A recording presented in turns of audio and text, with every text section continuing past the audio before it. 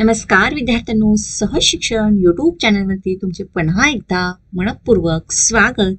आज आपण बघणार आहोत इयत्ता 10वी विषय घेत आहोत मराठी कुमार भारती.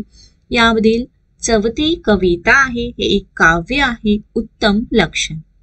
तर या कवितेचा आपण आज संपूर्ण स्वाध्याय बघणार आहोत.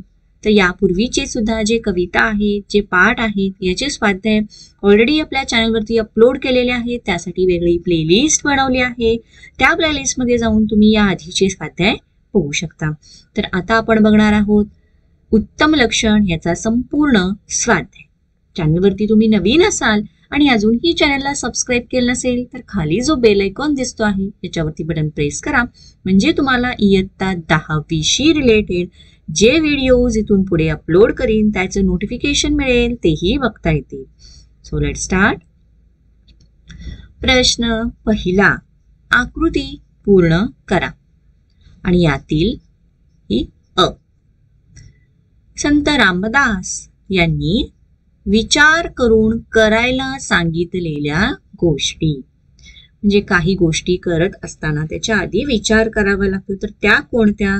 अपकीर्ती सांडावी, सत्कीर्ती वाढवावी, सत्याची वाट दृढ धरावी.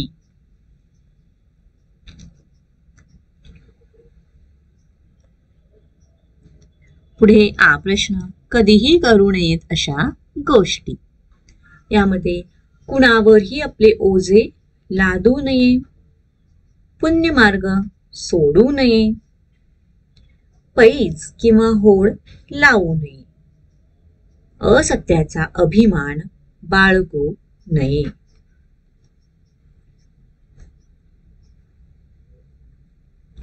पुढे आहे प्रश्न ई. तुमच्यातील प्रत्येकी 3 गुण व 3 दोष शोधून लिहा. तर विद्यार्थ्यांनो, याचे उत्तर हे तुम्ही स्वतः लिहिण्याचा प्रयत्न करायचा आहे. इथे मी जस्ट फॉर एक्झाम्पल हे उत्तर दिलं आहे. तुम्ही स्वतःमध्ये बघायचे की तुमच्यामधले 3 चांगले गुण कोणते आणि 3 वाईट दोष कोणते. तर इथे मी लिहिलं आहे, मी नियमित सूर्य नमस्कार घालतो, मी नेहमी सत्य बोलतो, थोरा मोठ्यांचा सन्मान करतो. आणि दोष लिहिले आहेत, मला लवकर आळस येतो, माझे अक्षर चांगले नाही, मला पटकन राग येतो. तर याचं जे उत्तर आहे हे प्रत्येकाचं वेगवेगळं असू शकतं. आता बघणार आहोत दुसरा प्रश्न. खालील व्यक्तींशी कसे वागावे असे संत रामदास म्हणतात. यामध्ये अ, तोंडाळ. तर तोंडाळाशी भांडू नये, म्हणजे तोंडाळ व्यक्तीच्या नादाला लागू नये. आणि आ, संत.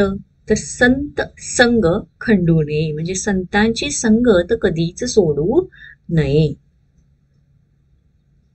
विद्यार्थ्यांनो, व्हिडिओ आवडत असेल तर व्हिडिओला पटकन लाईक करा. चॅनलवरती नवीन असाल, चॅनलला अजूनही सबस्क्राईब केलं असेल तर चॅनललाही सबस्क्राईब करून घ्या. प्रश्न तिसरा, खालील गोष्टींबाबत कोणती दक्षता घ्यावी ते लिहा. यामध्ये गोष्टी आणि त्याच्याशी घ्यावी लागणारी दक्षता. तर इथं आहे आपलं हे असं उत्तर. गोष्टीमध्ये आळस, आळसात कधीही सुख मानू नये. परपीडा, परपीडा करू नये, म्हणजे दुसऱ्याला कधीही त्रास होऊ देऊ नये.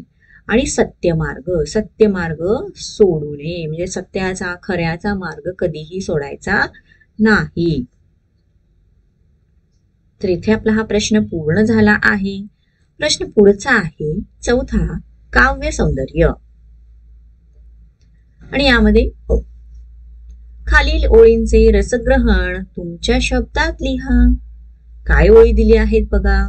जणी आर्जव तोडू नये, पापद्रव्य जोडू नये, पुण्यमार्ग सोडू नये, कदा काळी. ठीक आहे. तर याचं उत्तर, याच्यामध्ये पहिल्यांदा आशय सौंदर्य. उत्तम लक्षण, श्री दासबोधातील एका समासामध्ये समर्थ रामदासांनी गुणसंपन्न आदर्श व्यक्तिमत्वाची महत्वाची लक्षणे सांगितली आहेत.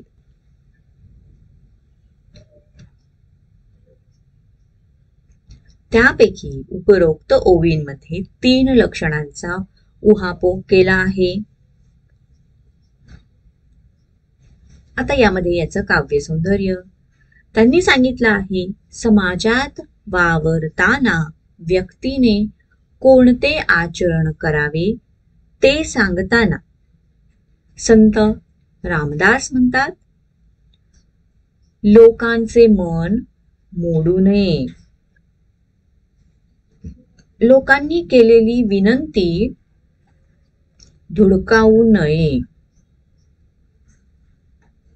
जनभावांचा आदर करावा. तसेच वाईट मार्गाने संपत्ती साठवू नये. अशी संपत्ती हे पापाचे धन असते, म्हणून सत्शील मार्गाने जीवन व्यतीत करावे. पुण्यमार्ग आचरावा. कधीही पुण्यमार्गाने जाण्याचे सोडू नये. भाषिक वैशिष्ट्य. वरील ओवीमध्ये जनांसाठी खूप सुगम निरूपण केले आहे. तोडू नये, जोडू नये, सोडू नये अशा सोप्या यमकांद्वारे संदेशामध्ये आवाहकता आली आहे. ओवी छंदाला साजेशी सुबोध भाषा वापरल्यामुळे जनमानसावर तत्व ठसवणे सुलभ झाले आहे. पापद्रव्य व पुण्यमार्ग यातील विरोधाभास ठळकपणे उठून दिसतो. ओवीमध्ये प्रासादिकता हा गुण आढळतो. ठीक आहे, तर इथे हा प्रश्न हा जो आहे, खाली त्यांनी काही ओळी दिल्या आहे, त्याचं रसग्रहण आपल्या शब्दामध्ये आपण इथं हे पूर्ण केलं आहे. तर विद्यार्थ्यांनो, पुढचा प्रश्न सभेमध्ये लाजो नये, बाष्कळपणे बोलो नये. या ओळीतील विचार स्पष्ट करा. विद्यार्थ्यांनो, उत्तर बघण्यापूर्वी तुम्ही जर चॅनलवरती नवीन असाल, चॅनलला सबस्क्राईब करा. व्हिडिओ आवडत असेल, व्हिडिओला लाईक करा. उत्तम लक्षण या कवितेमध्ये संत रामदास यांनी आदर्श गुणसंपन्न व्यक्तीची लक्षणे समजावून सांगितली आहेत. त्यापैकी एक लक्षण उपरोक्त चरणात सूचित केले आहे. मनुष्य हा समाजप्रिय प्राणी आहे. माणसामध्ये तो नित्य वावरत असतो. समूहामध्ये आदर्श व्यक्तीचे वर्तन कसे असावे हे सांगताना संत रामदास म्हणतात, सभेमध्ये वावरताना, आपले मत मांडताना कधीही लाजू नये. स्पष्टपणे आपले म्हणणे मांडावे, परंतु त्याच वेळी बालिशपणे बोलून आपले हसे करून घेऊ नये. निरर्थक असे वक्तव्य करू नये. बाष्कळपणे बोलू नये. उत्तम पुरुषाचे एक मर्मग्राही लक्षण या ओवीतून मांडले आहे.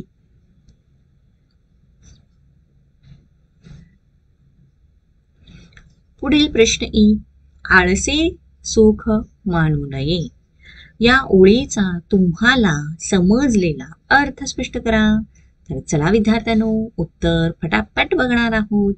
उत्तम लक्षण या ओव्यांमध्ये संत रामदास यांनी उत्तम व्यक्तींची लक्षणे विशद करताना आळस हा माणसाचा शत्रू आहे असे ठासून प्रतिपादले आहे. आळस हा माणसाच्या अंगी असलेला दुर्गुण आहे. आळसामुळे कार्य करायला उत्साह राहत नाही व त्यामुळे बरीच कामे खोळंबून राहतात. आळसे कार्यभाग नासतो. या समर्थ रामदासांच्या उक्तीमध्ये हेच तत्व सांगितलं आहे. माणसाच्या मनाला जे षड्विकार जडतात त्यात आळस हा एक विकार आहे. दैनंदिन कामामध्ये आळसाला स्थान देऊ नये. आळसामुळे प्रगती खुंटते, भविष्य अंधारते. आळसामुळे मनाला जडत्व प्राप्त होते व माणूस ना करता होतो. आळशी माणसाला समाजात मान मिळत नाही. म्हणून आळसात सुख मानू नये, समाधान मानू नये असे समर्थ रामदास सांगतात.